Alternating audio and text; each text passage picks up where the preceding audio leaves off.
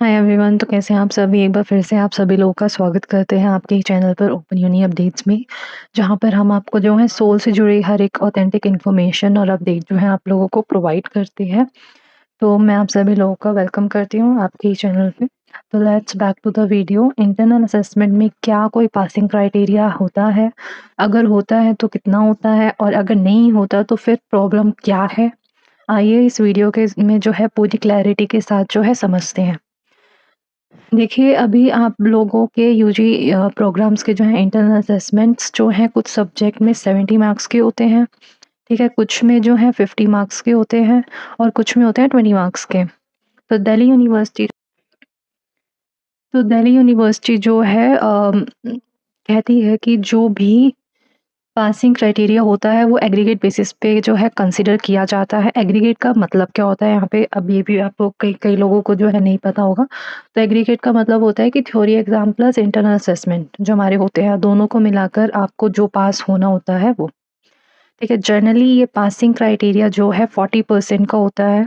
कुछ rare cases में, किसी स्पेशल कंडीशन में, यानी कुछ स्पेशल कंडीशंस में जो है स्टूडेंट 40% से जो है कम पर भी पास हो जाते हैं, लेकिन वो एक अलग डिस्कशन है। फिलहाल आप स्टैंडर्ड 40% रूल को ही मान के चलिए, ठीक है? तो अब प्रॉब्लम जो है यहाँ यहीं से जो है स्टार्ट होती है, ठीक है? आपको देखने में लगता है कि भाई थ्योरी का जो है पेपर 90 मार्क्स का होता है, इंटरनल असेसमेंट जो होते हैं हमारे 70 मार्क्स के होते हैं, है ना? दोनों मिलाकर टोटल 160 हो गए, तो 160 का 40% हो गया 64 मार्क्स।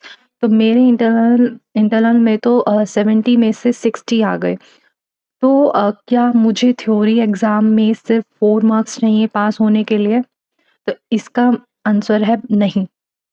बिल्कुल गलत सोच रहे हो आप लोग। प्लीज़ इस मिसअंडरस्टैंडिंग को दिमाग से निकाल दीजिए। इंटरनल असेसमेंट भले ही 70 मार्क्स का दिख रहा हो, लेकिन उसका वेटेज जो है सिर्फ़ 25% होता है, ठीक है? मतलब अगर आपके 70 में से 60 मार्क्स 60 मार्क्स जो हैं आए हैं, तो इसका मतलब है 60% नहीं माना जाएगा, उसे कैलकुलेट किया जाएगा कि 25% वेटेज में एक्चुअल मार्क्स कितने बनते हैं। अब उसी तरह जो थ्योरी एग्ज़ाम होता है उसका वेटेज जो है 75% होता है, तो थ्योरी के मार्क्स भी 75 के बेसिस पर कैलकुलेट होते हैं। ये एक बेसिक वर्ड बहुत इम्पोर्टेंट इन्फॉर्मेशन है जो हर एक स्टूडेंट को पता होनी चाहिए, ठीक है? तो अब सवाल आता है इंटरनल असेस में कितने मार्क्स लाने चाहिए ताकि फेल होने का रिस्क ना हो, है ना? तो देखिए, आपकी सोल मार्कशीट में ये तो हो गई थ्योरी प्लस प्रैक्टिकल ग्रेड्स होते हैं, ठीक है? या थ्योरी प्लस ट्यूटोरियल ग्रेड्स होते हैं, या सिर्फ थ्योरी ग्रेड्स होते हैं, या सिर्फ प्रैक्टिकल ग्रेड्स होते हैं। जिन सब्जेक्ट्स में थ्योरी के साथ ट्यूटोरियल या प्रैक्टिकल भी होता है, वहाँ हाईली चांसेस होते हैं कि ट्यूटोरियल या प्रैक्टिकल का ग्रेड जो है डायरेक्टली आपके इंटरनल असेसमेंट के मार्क्स पर डिपेंड करता है। इसलिए काफ़ी बार जो है ये देखा गया है कि ट्यूटोरियल या प्रैक्टिकल में ए, बी या फेल ग्रेड सिर्फ़ इसी वजह से जो है लग जाता है। क्योंकि इंटरनल असेसमेंट जो है अच्छा अच्छा नहीं गया होता काफ़ी लोगों का, इसीलिए।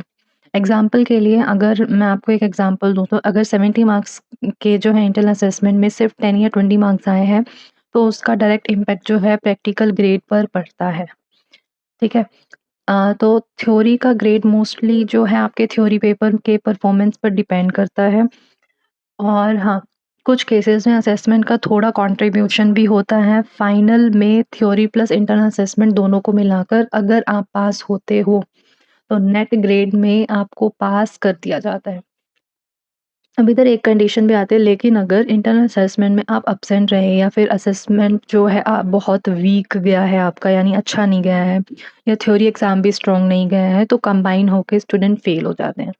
यही रीज़न है काफ़ी स्टूडेंट के सिर्फ इंटरनल असेसमेंट में कम मार्क्स या एब्सेंट होने की वजह से ओवरऑल फेल हो जाते हैं। इसीलिए इंटरनल असेसमेंट की वेटेज बहुत ज़्यादा इम्पोर्टेंट है। अब मैं ये ऑफ़िशियली नहीं कह रही हूँ कि इंटरनल असेसमेंट का पासिंग क्राइटेरिया 40% या फिर 30% ही है, क्योंकि ऐसा कहीं क्लियरली मेंशन नहीं किया गया है। लेकिन एक सेफ स्टैंडर्ड में मैं आपको बता रही हूँ, अगर 70 मार्क्स का इंटरनल असेसमेंट है, कम से कम आपका जो है 30 या 40 मार्क्स मेंटेन करके चलो। आपके 35 मार्क्स तो जो है मिनिमम टारगेट लेके चलो। अगर आपके 50 मार्क्स का इंटरनल असेसमेंट है तो अराउंड आपके 25 मार्क्स मिनिमम लेके चलो, और अगर आपके 20 मार्क्स का इंटरनल असेसमेंट है तो कम से कम 10 मार्क्स का। ठीक है? मतलब सिंपल बात ये है कि इंटरनल असेसमेंट में एटलीस्ट 50 मार्क्स जो हैं आपके मेंटेन करके चलो, ताकि प्रैक्टिकल या फिर ट्यूटोरियल जो है सेशन में फेल या एब्सेंट आप जो है ग्रेड लगने का रिस्क न हो आप लोगों का।